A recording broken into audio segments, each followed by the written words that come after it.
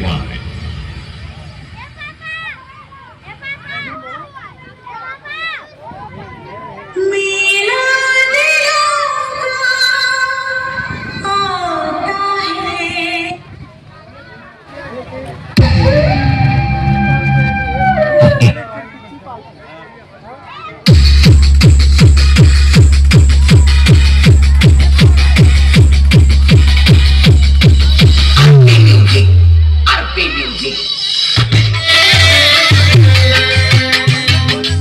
हमारे समाज में आज तो सभी लोग आजादी की जिंदगी जी रहे हैं, लेकिन मैं आप लोगों को उस समय की बात बताना चाहता हूँ।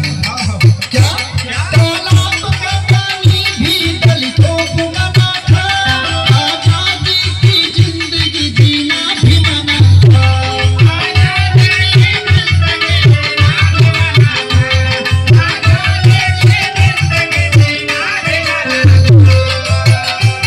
तालाब का पानी भी दलितों को मना था, आजादी की जिंदगी जीना भी मना था।